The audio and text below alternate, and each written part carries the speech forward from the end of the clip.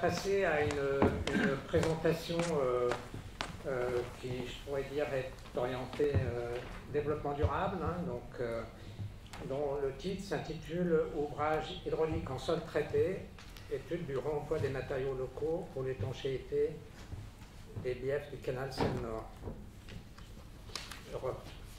Donc j'accueille à la tribune Gaëtan Potier, qui est directeur technique adjoint de la Société du canal Seine-Nord, expert en étanchéité, et Abdelwadoud Mehni, qui est docteur en géotechnique et expert en terrassement, traitement de sol et fondation de la direction technique de Bouygues Travaux Publics.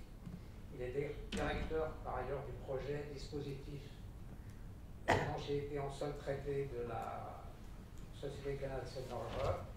Il est en charge de la gestion du pilotage du terrassement et de fondation. Il est en charge également du design des expertises sur les ouvrages en terre, plus généralement des fondations pour les projets en France ou à l'international. Donc, vous avez la parole. Merci. Pour une vingtaine de minutes. Bonjour à tous. Donc, dans un premier temps, je vais vous présenter rapidement le projet sur lequel on travaille, qui est le canal Seine-Nord Europe. Et ensuite, M. Mehni va vous détailler le marché de prestations intellectuelles qu'on a été amené à conduire en prévision de la conception de notre ouvrage. Donc, le canal Seine-Nord Europe est un ouvrage qui s'inscrit dans la continuité du réseau des canaux du nord de l'Europe et de la France, le canal du Nord notamment, et la liaison avec le bassin de la Seine et notamment le port du Havre. Donc cette liaison s'inscrit dans une liaison plus globale, hein, donc il y a Magéo qui est suivi par VNF et nous nous occupons du canal Seine-Nord qui se situe entre Compiègne et Bauchel-au-Bac, c'est-à-dire près de Cambrai, et cela représente 107 km de canaux à construire. Donc la Société du canal du Nord est Internépic, donc établissement public à intérêt industriel et commercial, local.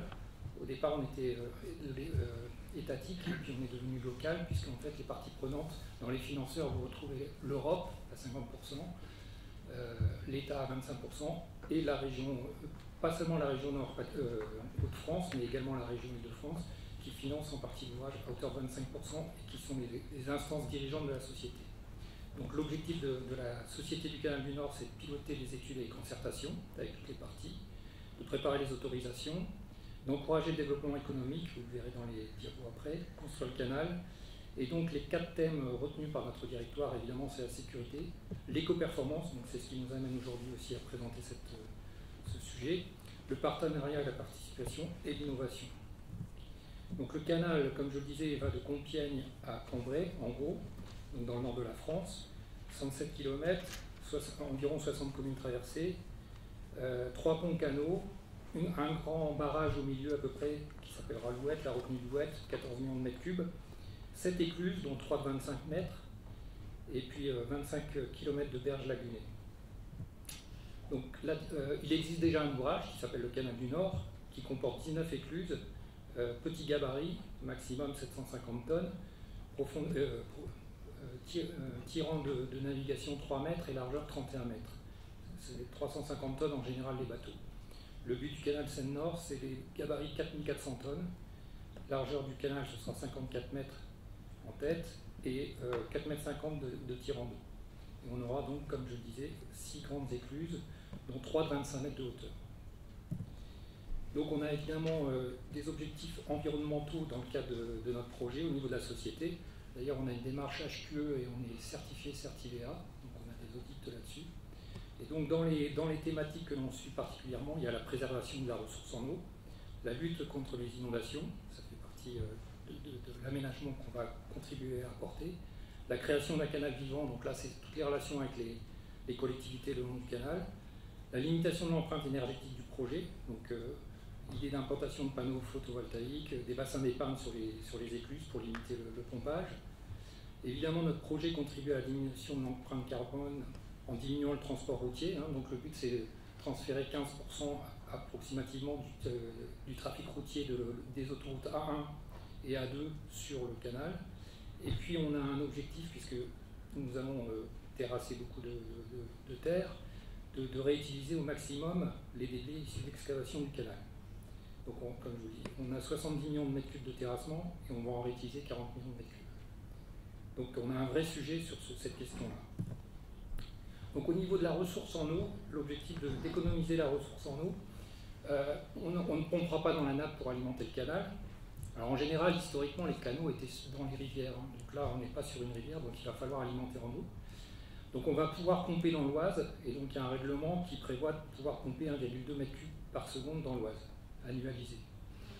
Donc, sur ces 1,2 mètres cubes, on se garde un coefficient de sécurité pour le futur, et en même temps, on a calculé un taux d'évaporation, j'en parlais ce midi, basé sur le plus haut mois de juillet des 10 dernières années, et donc on a annualisé ce taux, ce qui représente 0,40 en gros 0,40 mètres cubes par seconde, et des infiltrations de 0,62 mètres cubes par seconde. Donc, on aborde le sujet de l'étanchéité. Donc, simplement pour l'ouvrage, en dehors de préserver la ressource en eau, il faut également assurer la navigation, et donc on a le droit à un incident tous les 75 ans. Et c'est ainsi que le barrage a été dimensionné. Donc l'objectif du dispositif d'étanchéité, c'est de limiter les infiltrations. Donc on a ramené ce taux d'utilisation d'infiltration de 0,62 m3 en fonction de la surface à une perméabilité équivalente. Donc en gros, on a besoin d'une étanchéité de 40 cm à 10-8 mètres par seconde. Et donc notre objectif, comme je le disais, c'est aussi de réemployer les matériaux du site. Donc c'est pour l'objet de notre marché de courroies d'étanchéité. Et évidemment, il faut qu'on regarde la durée dans le temps, donc la tenue déjà aux sollicitations naturelles du canal, donc les jets d'hélice, les colis, tout ce qui peut intervenir dans le cadre de l'exploitation du canal, mais aussi sur la durabilité. Donc pour cela, on a fait un marché de prestations intellectuelles, ce n'est pas un marché de travaux, hein, c'est un marché de prestations intellectuelles, où on a demandé au groupement d'étudier le comportement des matériaux que nous traversons, hein, donc essentiellement des limons et des craies, et de regarder le comportement de ces matériaux à la fois en laboratoire et en même temps in situ. Et donc nous avons confié ces travaux à un groupement constitué de Bouygues, ISL et Razel. Je passe la parole à M. Mény pour nous. Et alors, en parallèle de ce marché, on a fait un marché R&D avec le CEREMA et l'UGE pour instrumenter cette planche d'essai. Donc je pense que ça fera l'objet d'une autre présentation ultérieurement. Merci Gaëtan. Bonjour à tous. Donc, vous l'avez bien compris, il y a un très grand enjeu de réutilisation des matériaux. Il ne s'agit pas de réutiliser les matériaux dans des ouvrages classiques de type anglais, mais de pousser la réutilisation vers des ouvrages nobles, notamment des dispositifs d'étanchéité. Quand on parle de matériaux, on va s'intéresser principalement à deux familles, les limons et les craies. C'est les matériaux qu'on va retrouver le plus sur site. Et l'objet de notre marché, c'était tout d'abord de définir ce dispositif d'étanchéité, de définir les modalités de traitement des matériaux qu'on va mettre dans ce dispositif, voir ce qui se passe déjà à l'échelle de laboratoire pour savoir si on a des formulations qui marchent ou pas, et puis d'aller voir in situ et de réaliser des planches en grandeur réelle pour tester finalement les modalités qu'on a mis en place. Au-delà de cette étude initiale, l'idée était de suivre dans le temps aussi l'évolution de ce comportement en grandeur réelle et puis à travers une étude de durabilité. Comme disait Gaëtan aussi, il y a un marché R&D qui a été mené par le CEREMA et l'UGE qui porte principalement pour l'instrumentation de ces planches expérimentales. On ne va pas aborder spécialement ces résultats dans cette présentation. Donc sans trop tarder, le dispositif d'étanchéité il sera constitué principalement de deux couches. Donc une première couche d'étanchéité, donc qui va jouer vraiment ce rôle d'imperméabilisation à travers un critère de perméabilité qui est de 1/10-8 mètres secondes, et une couche de protection dont le rôle est de subir tous les chocs, toute la résistance mécanique, afin de préserver et de maintenir l'étanchéité du dispositif sur toute la durée de vie de l'ouvrage. Donc on va s'intéresser à différents paramètres, qui sont des paramètres mécaniques, des paramètres hydriques à travers la perméabilité, mais aussi des paramètres d'érosion. Et chaque couche jouera donc un rôle spécifique, et on visera donc des paramètres spécifiques en fonction de nature des matériaux d'apport et de la nature des matériaux, de produits de traitement. Donc une petite schématisation de la méthodologie d'étude. Donc on a commencé par une étude en laboratoire où on a cherché à trouver les formulations qui fonctionnent sur les deux matériaux qu'on a, donc les limons et les craies. Et puis on est passé sur un volet in situ, on a réalisé différentes planches expérimentales pour tester en grandeur réelle les modalités de mise en œuvre et l'obtention des critères qu'on cherche. Et on a fini par réaliser des bassins de rétention d'eau qu'on a mis en eau et qu'on a suivi et qu'on est en train de suivre dans le temps pour voir l'évolution des caractéristiques hydromécaniques des matériaux. Donc les deux ressources finalement du projet, notamment sur les secteurs qui nous intéressent, secteur 2 ou secteur 5, on va retrouver les fameux limons des plateaux, donc c'est des matériaux siteux assez abondants le long du tracé. L'objet est de les réutiliser au maximum. Donc on est en présence de matériaux très fins, à quasiment plus que 90% de matériaux inférieurs à 80 microns, et des matériaux aussi qui sont dont l'argilosité peut changer en fonction de leur nature. Donc on peut trouver des matériaux avec quasiment 20 à 30% de teneur en argile et des matériaux avec une teneur en argile inférieure à 10%. Donc sur le site expérimental, on a eu la chance de retrouver donc, ces deux matériaux, donc les matériaux A2 qui sont donc avec une VBS de leur 3 par 2, donc on a un comportement siteux argileux, et des matériaux beaucoup moins argileux et qui sont assez caractéristiques, on va dire, du cas le plus défavorable qu'on peut rencontrer le long du tracé. Juste quelques courbes granulos donc, pour illustrer ce que je disais, et vous voyez bien très bien, donc, dans certains cas on avait quasiment 8% de passants à 2 microns. La deuxième ressource la plus abondante et qui constitue finalement le substratum du canal, c'est la craie. Donc c'est une ressource qu'on va rencontrer sur la quasi-totalité du projet et qu'on cherche aussi à optimiser cette fois-ci pour constituer la couche de protection. Donc sans trop tarder, je vais présenter quelques résultats. Donc on a beaucoup de résultats, on ne va pas pouvoir tous les présenter, mais on peut regarder dans ce tableau-là, vous pouvez voir donc, les valeurs de perméabilité obtenues en fonction de différentes modalités de traitement, que ce soit sur des limons bruns, finalement les limons A1 ou les limons beige qui sont les limons A2. Et les résultats que vous voyez ici, par exemple, on retrouve la formulation à 2% de bentonite qui a été retenue, qui permet d'atteindre une perméabilité de 10-9 mètres par seconde, ou l'autre formulation sur le A2 qui permet aussi d'obtenir une perméabilité de 10-10. Donc on a regardé d'autres études à travers notamment l'impact du mode de compactage, l'impact du traitement à la chaux. Je n'ai pas présenté ces résultats, mais on peut les aborder en séance de questions-réponses si vous voulez. On passe cette fois-ci donc quelques résultats pour les couches de protection. Donc je vous rappelle qu'on cherche à obtenir des paramètres mécaniques. C'est une couche qui va durer dans le temps, donc on doit atteindre certains critères seuils de comportement mécanique. Ce que vous voyez ici, c'est quelques résultats concernant la résistance à la traction, le module de sol et la résistance à la compression simple. Donc on a un comportement classique. Les différentes couleurs que vous voyez, c'est les différentes modalités testées. Et on a un comportement usuel avec un gain de performance mécanique dans le temps qui nous a permis de déterminer les différents critères qu'on cherche. On s'est intéressé aussi à un autre paramètre qui est la résistance à l'érosion. Donc le dispositif que vous voyez ici, c'est le dispositif de type JET de l'INRAE. Donc c'est un essai qui est normalisé, qui permet d'appliquer un jet d'eau sur une surface de matériau et d'observer le phénomène d'érosion et de la quantifier. Dans le cadre de nos formulations, on a réussi à mettre en place donc, des formulations non érodables. Donc le tableau que vous voyez ici donne quelques valeurs, c'est les valeurs minimales estimées, dans le sens où on arrive à atteindre les limites des dispositifs sans éroder le matériau, donc on a un excellent comportement et une excellente tenue à l'érosion. Donc au final, on a un matériau qui résiste au gel, qui permet d'obtenir d'excellents paramètres mécaniques, et aussi qui est résistant à l'érosion et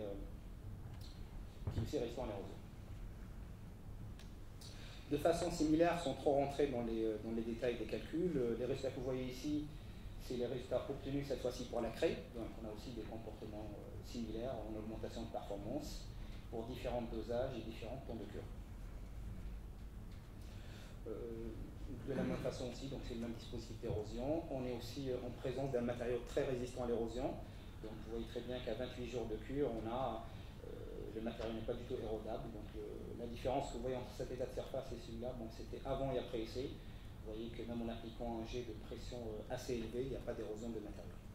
Donc là, cette fois-ci aussi, on est en présence d'un matériau qui offre une bonne résistance au gel, d'excellentes caractéristiques mécaniques, mais aussi une résistance à l'érosion. Donc, fort de ces résultats en laboratoire, donc on est passé à la partie in situ qui nous intéresse le plus.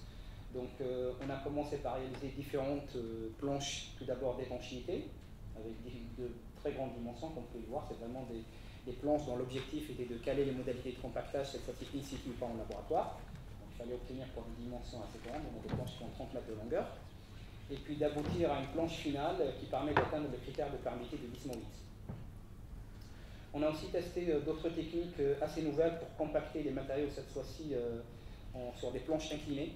c'est quelque chose qu'on n'en fait jamais, nous avons essayé de tester ça aussi. Donc je ne vais pas aborder cet aspect-là dans cet exposé, mais on peut en parler un petit peu durant les séances de questions-réponses si vous voulez.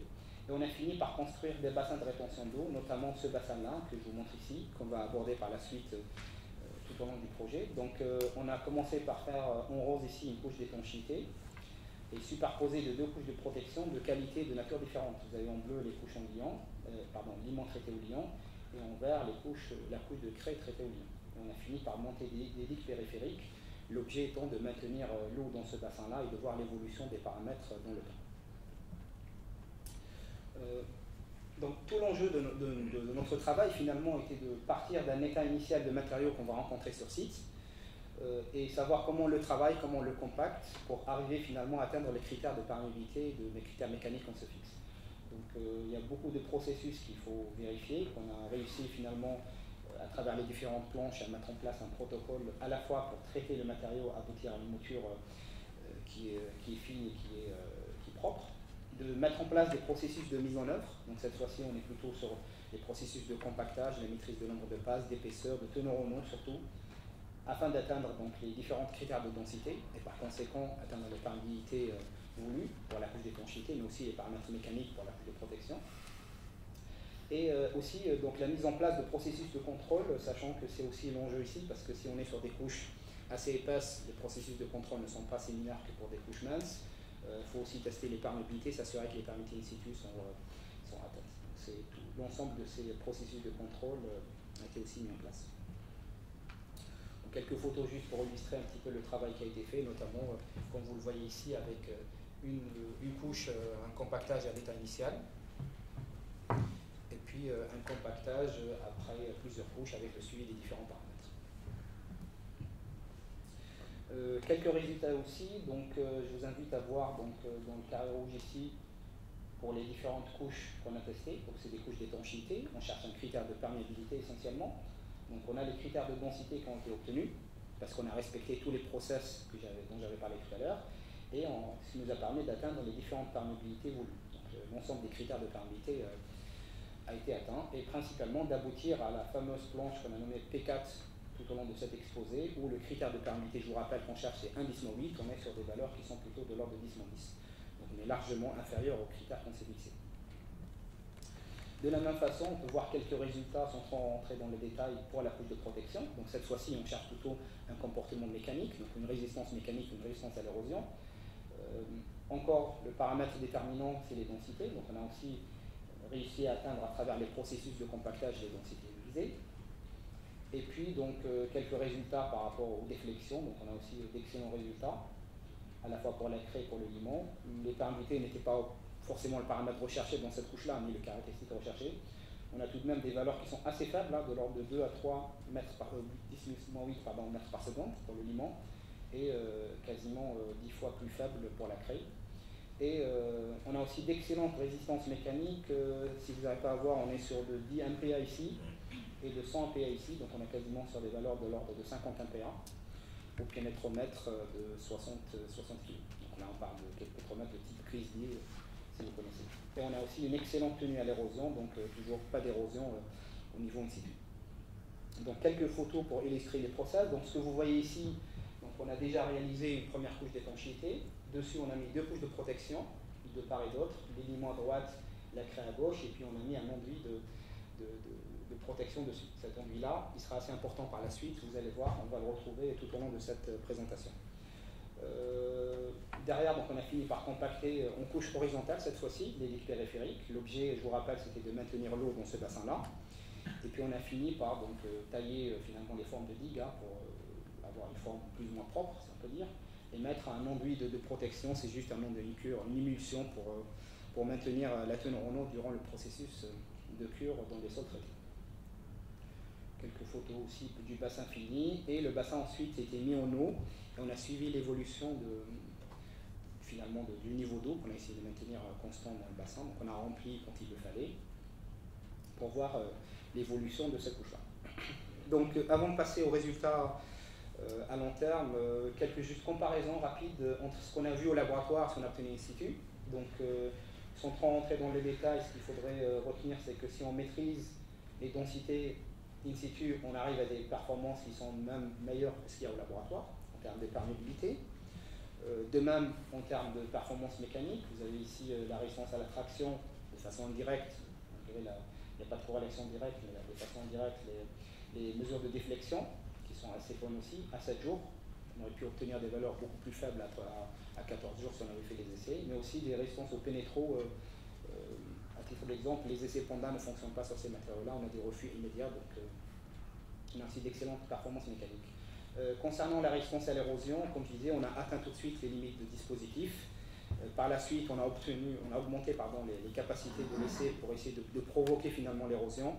Et malgré ça, on a un matériau qui est très résistant à l'érosion et on n'a aucun départ de matériau. Donc ce qu'on a fait, c'est qu'on a mis le bassin en eau pendant un an. Et puis on a essayé de suivre ce qui se passe. Et on est revenu le mois dernier pour faire une première vidange du bassin, un relevé de l'état général du bassin pour voir les éventuelles dégradations ou pas. Puis on a fait des fouilles en gradin dans le bassin pour voir en profondeur l'amélioration et le développement des caractéristiques. Donc principalement, ce qu'on a constaté, là ce que vous voyez ici, c'est un dépôt superficiel qu'il y a dans le matériau. Finalement, c'est ce qu'on avait dégradé tout à l'heure dans les photos en rotalutant. Et en dessous, on retrouve l'émulsion de protection que je vous ai montré tout à l'heure. Donc on est vraiment sur un matériau très résistant, aucune dégradation de l'état de surface. On le voit d'ailleurs aussi, on a eu vraiment énormément de difficultés à réaliser les fouilles. Le matériau se comporte comme un matériau rocheux. Pour ceux qui connaissent un peu le terrassement, ils peuvent savoir ce que cette différence-là, ça signifie. On a vraiment un effet de dalle béton sur ce matériau-là. Donc je passe rapidement sur les quelques photos que j'ai mis ici. Pareil, donc quelques dégradations superficielles, mais c'était lié à la perturbation initiale quand on a rotaluté, donc rien de concret. Les mesures de perméabilité aussi, donc on a fait des fouilles en gradin, donc là au niveau de la couche d'étanchéité, on a aussi d'excellentes perméabilités. Je passe aussi rapidement sur la partie d'érosion. La conclusion, c'est que avec l'INRAE, on a travaillé sur une optimisation des dispositifs pour appliquer jusqu'à 10 fois plus de contraintes in situ. Donc cette fois-ci, on est sur des contraintes de quasiment 2000 pascal, ce qui est très très fort. Et on n'a toujours pas d'érosion du matériau, que ce soit le limon que vous voyez ici ou de la craie. Et on retrouve encore les traces de l'émission de protection superficielle. Encore une fois, on a regardé aussi les perméabilités pour cette couche de protection, malgré que ce n'était pas forcément le paramètre recherché pour cette couche. Quelques résistances au pénétromètre. Donc là aussi, vous voyez très bien qu'on atteint le refus assez rapidement sur quasiment l'ensemble du bassin, que ce soit sous eau ou en dehors de l'eau. Je reviendrai... Donc ce qui est bien, donc on peut regarder rapidement cette figure-là. Donc la mesure après immédiate et la mesure après un an. Donc on a encore une augmentation dans le temps. Pareil pour les paramètres d'érosion, donc il n'y a pas d'érosion, donc il n'y a pas de sujet de ce côté-là. Et je vais passer rapidement à la conclusion. Donc en termes de comparaison, on a mesuré d'excellentes performances immédiates après réalisation. Un an après en immersion, on a aussi mesuré des performances qui sont à minima identiques, si ce n'est plus, en termes de résistance mécanique, en termes d'érosion. Et malgré que je n'ai pas présenté, on a fait aussi des essais en laboratoire qui confirment cette tendance qu'on a observée ici. Donc, en conclusion, le marché des planches expérimentales a permis de montrer que ce type de dispositif d'étanchéité en réutilisant les matériaux était viable. Alors, il faut savoir que pendant le chantier, on a fait le chantier après 3 mois de sécheresse quasiment, il n'y avait pas de pluie. Et à la fin du chantier, on a eu un orage. Donc, on a eu des conditions météo aussi relativement extrêmes. Et on a utilisé des sites, on a utilisé sur la planche du bassin le matériau le moins argileux, donc le moins favorable pour l'étanchéité. Donc le suivi va continuer, on va remettre en eau, mais avant ça, on va aussi faire des essais d'encre pour voir la tenue à des dispositifs, puisqu'il n'y a pas d'essai normalisé. Et enfin, comme je disais, il y a un marché R&D de suivi avec de l'instrumentation, donc là, on va continuer à suivre tout ce qui se passe sur le marché, sur le bassin. Voilà. Merci.